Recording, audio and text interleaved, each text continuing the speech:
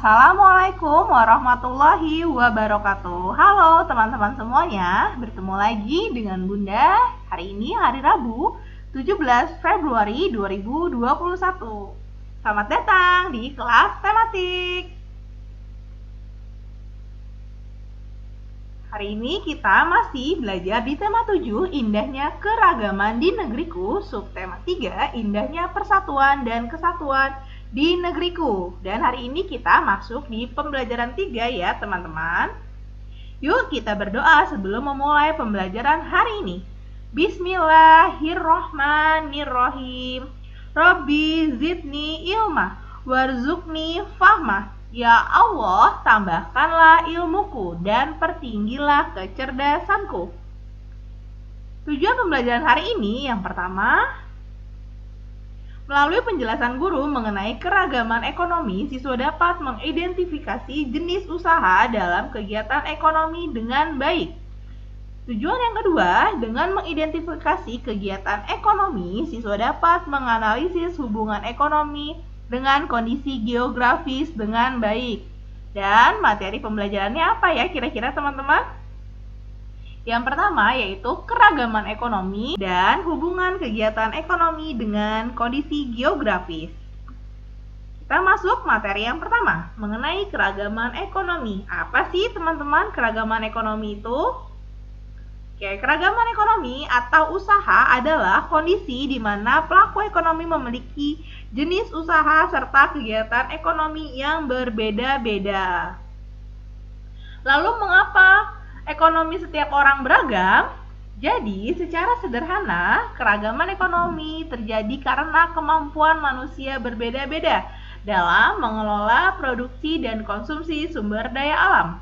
Perbedaan itu membuat penghasil yang berbeda-beda. Dan sumber daya alam yang ada di bumi ini diciptakan oleh Allah Subhanahu wa Ta'ala untuk dimanfaatkan oleh manusia. Pemanfaatan itu digunakan untuk kelangsungan hidup dan kesejahteraan umat manusia. Lalu, apa yang mempengaruhi keragaman tersebut? Yang mempengaruhi keragaman ekonomi adalah keterampilan seseorang, peluang, pekerjaan seseorang, penghasilan, tingkat persaingan dalam mengelola sumber daya alam sesuai dengan bidang usaha yang digelutinya. Jadi seperti itu teman-teman. Dan apa sih manfaat keragaman ekonomi dalam masyarakat? Yang pertama yaitu terpenuhinya kebutuhan akan barang dan jasa. Lalu yang kedua, menciptakan lapangan kerja bagi individu. Dan sikap tenggang rasa dan toleransi dengan sesama. Nah, itu adalah 3 manfaat keragaman ekonomi dalam masyarakat.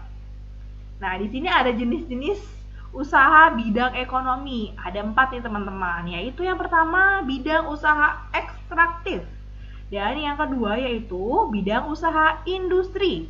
Yang kedua bidang usaha dagang.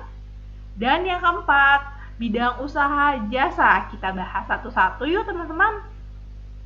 Yang pertama dulu, usaha ekstraktif, yaitu jenis usaha yang mengambil serta memanfaatkan secara langsung kekayaan yang ada di alam.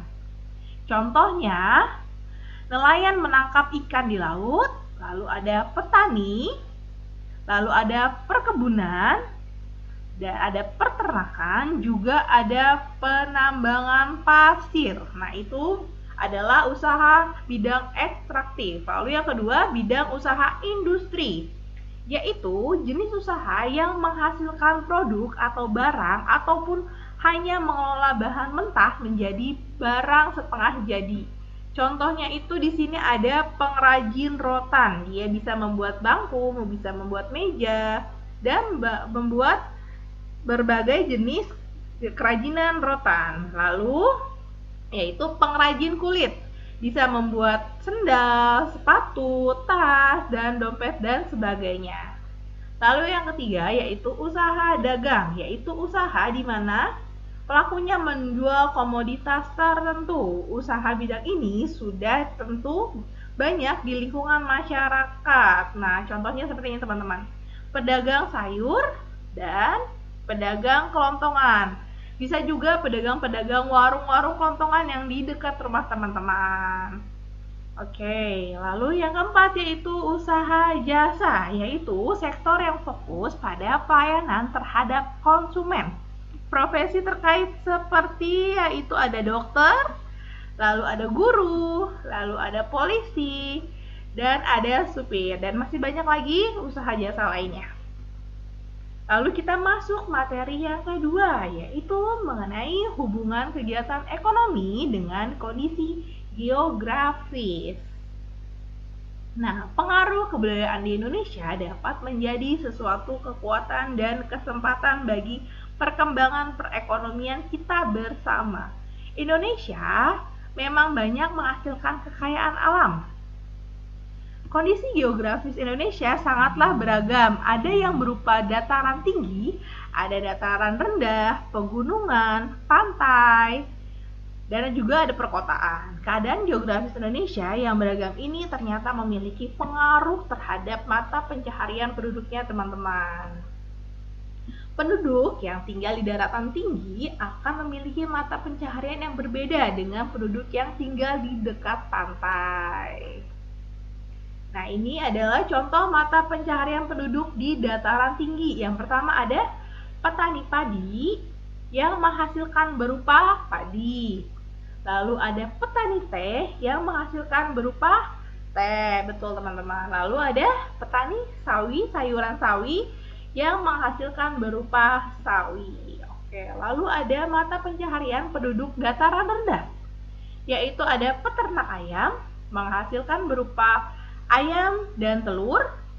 Lalu ada pedagang yang menghasilkan berupa barang kebutuhan sehari-hari. Lalu ada buruh pabrik yang menghasilkan berupa barang. Dan ada penambang pasir yang menghasilkan berupa pasir, biasanya untuk membangun rumah, teman-teman.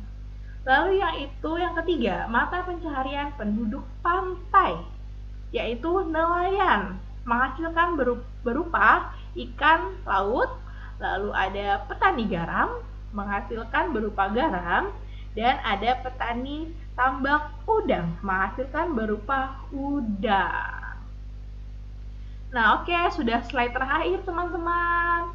Terima kasih teman-teman sudah menyaksikan video sampai slide terakhir ya. Sekian pembahasan materi hari ini. Semoga dapat bermanfaat bagi teman-teman. Mohon maaf jika ada kata-kata yang salah. Teman-teman harus tetap semangat terus ya belajarnya dan selalu jaga kesehatan. Sebelum kita akhiri, mari teman-teman membaca hamdalah.